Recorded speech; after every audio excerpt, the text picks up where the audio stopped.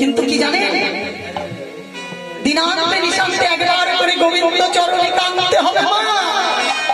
কেঁদে কেঁদে নয়নের জল ফেলে গোবিন্দ চরণে অর্পণ করতে হবে।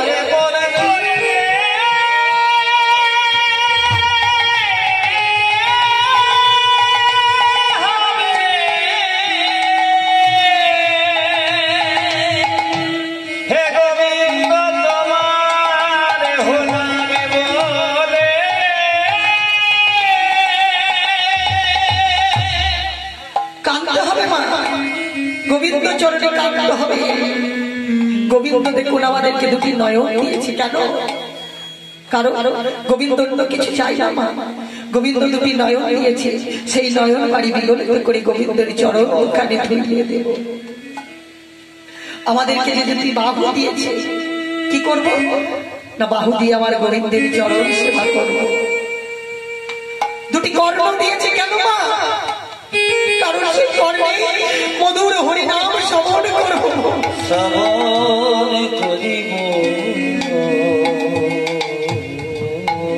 আর এই বদনটি দিয়েছে কেন না, দিনান্তে নিশান্তে একবার গৌর গোবিন্দের নাম করব। গৌরী গোবিন্দের নাম করিব। কিন্তু আমরা তা করি না। আমরা আমার জন, আমার ধন, আমার টাকা, আমার পয়সা, আমার করে করি, আমার করে সবে ভুলে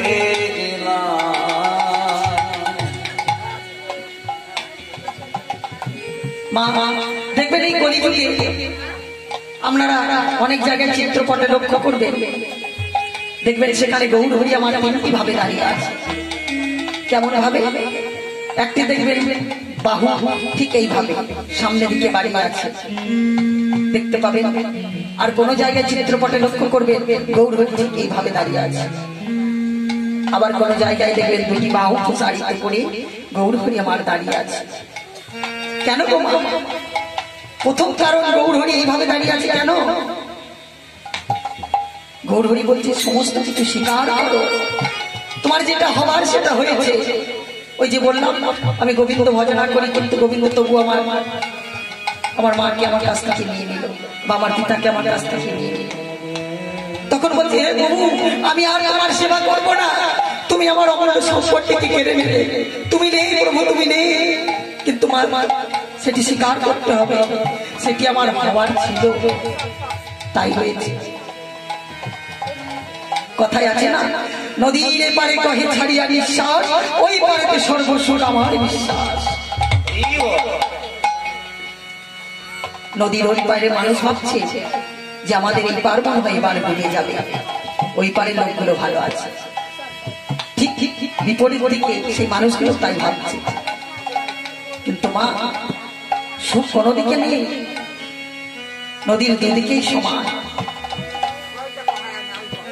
এক বড় লোক ব্যক্তি একটা দোকান করে বসে আছে, শরীর স্বাস্থ্য খুব মোটা, এসিতে বসে আছে, তার 3 তলা 4 তলা বাড়ি, সে বসে আছে। আর একটি ড্রাইভার, তার টাকা পয়সার কোনো অভাব নেই মা, ধন দৈল টাকা পয়সা প্রচুর। আর একটা ড্রাইভার সে গাড়ি নিয়ে এসেছে, গাড়ি চালিয়ে নিয়ে এসে এই গাড়ির মালগুলো খালি করছে গোডাউনে। আর ওই ভদ্রলোক বসে আছে মোটা সোটা, এসিতে বসে আছে।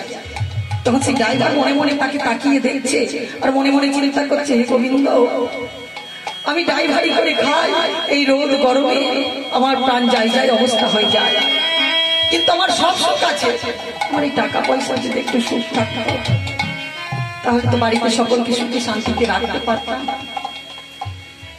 আবার সেই মোটা দোকানি এখন বসে বসে চিন্তা করছে, ওই ছেলেটিকে দেখছে না, চিন্তা করছে এই ছেলেটি তো খুব ভালো, চেহারাটা বেশ পাতলা মতো, ভালো ভালো খাটতে পারছে, বেশ মনে হয় কোনো কিছুর অভাব নেই, ঠিকই আছে, কিন্তু মুখ ফুটে বলতে পারছে। ড্রাইভারটিকে বলছে এই শোন বাবা শোন, বলছে হ্যাঁ বলুন। বলছে তোর জায়গায় যদি আমি থাকতাম বাবা খুব ভালো হতো। বলছে কেন গো, আপনি কেন এরকম বলছেন? আপনার তো টাকা পয়সার কোনো অভাব নেই, আপনি এসিতে বসে আছেন, আপনার তো কোনো চিন্তাই নেই, আর এই রোদ গরমে আমাদেরকে কষ্ট করতে হচ্ছে। বলছে বাবা বাবা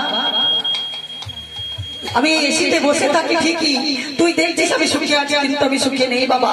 আমার এই যে শরীরটা দেখছিস, এই শরীরটা আরোগ্যে পরিপূর্ণ হয়ে আছে। আমার সংসার, ছেলে মেয়ে সবাই ওই দুতলায় তিনতলায় বাস করে। আমার এত দুর্ভাগ্য যে আমি একতলা থেকে আর দুতলায় যেতে পারি না।